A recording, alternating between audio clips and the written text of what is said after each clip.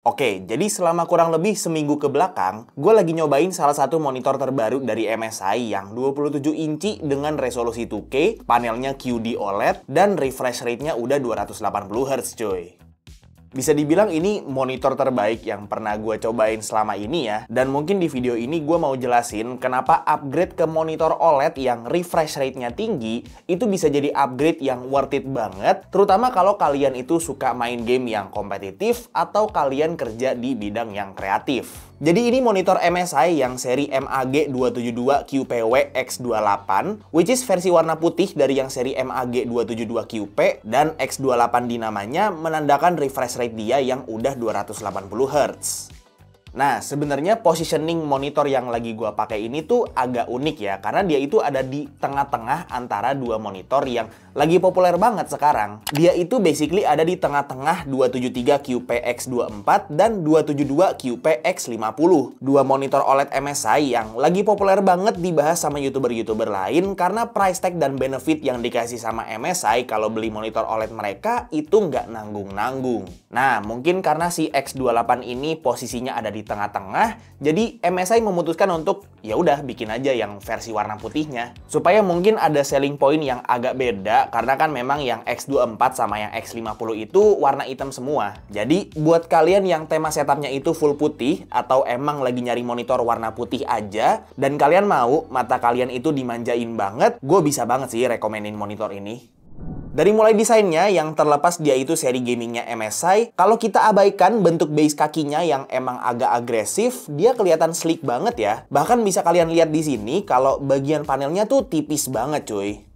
Jadi mungkin saran gua kalau misalnya kalian mau maksimalin looks minimalisnya dari monitor ini, alangkah baiknya itu kalian pakai bracket terpisah gitu ya. Karena dia juga udah support VESA mount 100x100 mm dan ya kalau bisa bracketnya yang warna putih gitu kan. Tapi kalaupun kalian nggak pakai bracket dan kalian bisa terima soal desain kaki atau base-nya yang emang agak gaming gitu ya secara looks-nya, sebenarnya kakinya ini tuh udah ergonomis loh. Bisa di tilt, swivel, rotate, dan bisa di-adjust ketinggiannya juga. Jadi semisal kalian nggak pakai bracket ataupun monitor riser kayak D-Shelf gue ini, dengan pakai base bawaan monitornya aja tetap bisa eye level. Portnya juga lumayan lengkap, ada dua port HDMI 2.1, satu port DP 1.4a, port USB-C yang bisa buat display juga, sama ada headphone jack buat audio output. Jadi kalau misalnya kalian pakai laptop dan pengen pakai secondary screen atau bahkan mungkin si monitornya itu dijadiin primary monitor gitu ya, si laptopnya dijadiin secondary screen dan kalian mau connect-nya pakai USB Type-C aja karena laptop kalian itu laptop yang tipis kayak MacBook gitu kan misalnya, itu bisa tinggal di-connect aja pakai USB-C. Paling kalau secara fisik itu aja ya yang bisa gua highlight. Sebenarnya ada satu hal yang agak ganjel di gua, which is bezel kiri kanan monitornya yang menurut gua agak ganggu karena lumayan tebel dan jadinya nggak simetris gitu ya antar keempat sisinya. Dan karena ini, walaupun monitor ini ukurannya 27 inci, real panel size-nya cuma di 26,5 inci aja. Nah, sekarang langsung aja kita bahas soal panelnya. Dari mulai dia itu udah pakai panel OLED yang tipe QD OLED, which is tipe panel OLED yang lebih baru ya. Gue udah sempat pelajarin soal si panel QD OLED ini, dan walaupun dia itu panel yang bisa dibilang termasuk panel OLED yang baru, masih ada pros and cons-nya kalau dibandingin sama yang WOLED. Mungkin kelebihan yang paling bisa di-highlight dari panel QD OLED ini ada di akurasi warna. Kalau brightness monitornya dimentokin, itu nggak bakal ke wash out dan jadinya lebih akurat ketimbang WOLED. Dan memang secara color gamut juga lebih luas gitu kan.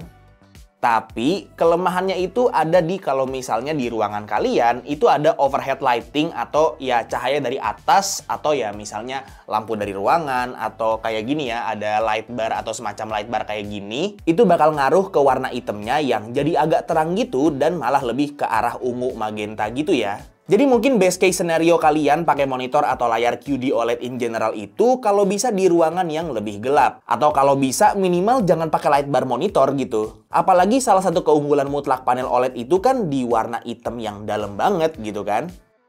Sebenarnya kalau yang masalah warna hitam ketemu overhead lighting kayak gini tuh ada workaround-nya kalau misalnya kalian pakai mode HDR-nya. Karena memang monitor ini juga udah bisa pakai HDR dengan sertifikasi TrueBlack 400. Dan jujur aja, pertama kali gue nyalain mode HDR-nya, gue terkagum-kagum sih. Kayak misalnya brightness-nya bisa lebih di-push lagi supaya lebih terang, warna-warnanya lebih pop out lagi, dan warna hitamnya juga jadi tetap dalam terlepas di setup gue yang ada overhead lighting.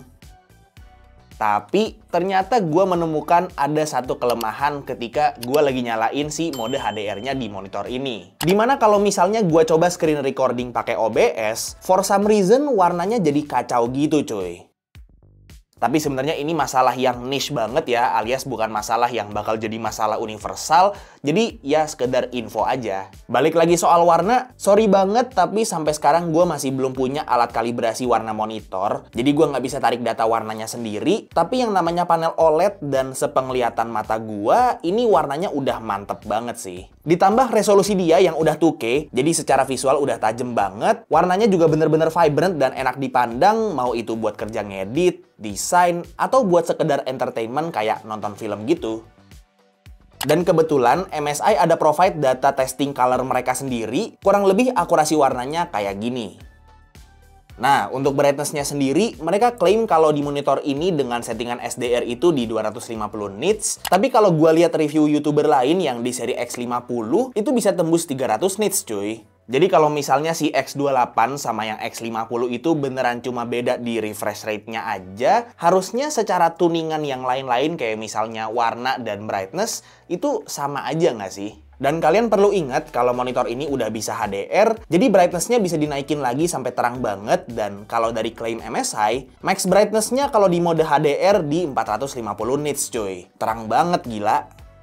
Cuman paling note aja kalau dalam pemakaiannya monitor OLED ini harus lebih care dikit ya, terutama kalau misalnya kalian pakai brightness yang lumayan terang. Karena yang namanya monitor OLED itu selalu ada resiko untuk burn in, terutama kalau misalnya brightness-nya dipakai terang terus-menerus, itu bakal mempercepat proses burn in-nya juga gitu kan. Ya sebenarnya burn in ini emang penyakitnya monitor OLED. Jadi kalau bisa kalian lebih care dikit dalam pemakaiannya, jangan pakai brightness yang terlalu terang, jangan sering-sering pakai HDR-nya juga, dan itu harusnya bisa ya sedikit mitigasi atau memperlambat proses burn in-nya gitu kan. Tapi kalau di monitor MSI OLED ini, sebenarnya kalian nggak perlu khawatir banget soal burn in, karena MSI udah siapin dua cara buat mitigasinya. Yang pertama itu di monitornya sendiri ada settingan-settingan yang emang dibikin buat memperlama umur panel OLED-nya biar nggak cepat burn in, dan settingannya juga udah otomatis nyala dari awal. Dan yang kedua, MSI udah nyiapin garansi 3 tahun buat monitor-monitor OLED mereka yang include garansi panel burn-in juga. Jadi kalau misalnya amit-amit monitor OLED kalian ini burn-in belum sampai 3 tahun pemakaian, itu tinggal diklaim garansinya aja. Terakhir, buat refresh rate-nya seperti yang tadi udah gue bilang, dia itu udah up to 280 Hz. Jadi buat main game kompetitif pastinya udah enak banget, smooth parah, ditambah response time panel OLED yang secara general juga lebih kecil dibanding panel lain gitu kan. Secara teknis, monitor ini adalah monitor dengan refresh rate tertinggi yang pernah gue coba secara pribadi ya. Sebelumnya gue pernah nyobain monitor-monitor 240 Hz di laptop-laptop yang pernah gue cobain atau pernah gue review sebelumnya, atau pernah juga nyobain monitor 240 Hz tapi ya cuma nyobain di warnet-warnet gitu aja. Dan jujur kalau misalnya bandingin dari 240 Hz ke 280 Hz, gue nggak bisa ngerasain bedanya sih. Tapi karena sebelum pakai monitor ini gue daily drive monitor yang cuma 120 Hz dan tiba-tiba lompat ke 280 Hz, kerasa banget sih improvementnya. Terutama buat main game shooter yang emang aimnya itu butuh tracking, jadi lebih smooth aja sih pixel trackingnya.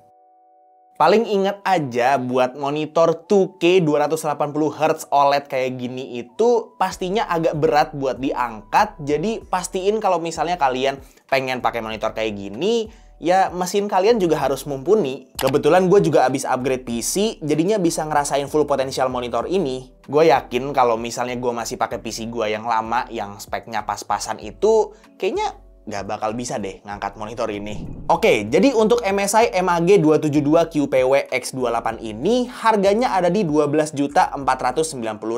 Agak gokil sih emang harganya. Tapi seperti yang dari tadi kalian udah nonton, kalian udah tahu sendiri apa aja keunggulan dari monitor ini, plus after sales yang ditawarin sama MSI juga kayak gimana gitu kan. Jadi kalian bisa nilai sendiri apakah dengan harga segitu monitor ini worth it atau enggak. Terutama buat kalian yang mungkin setupnya tema putih dan mau upgrade monitor, kayaknya ini best option deh. Apa ada lagi opsi di luar sana?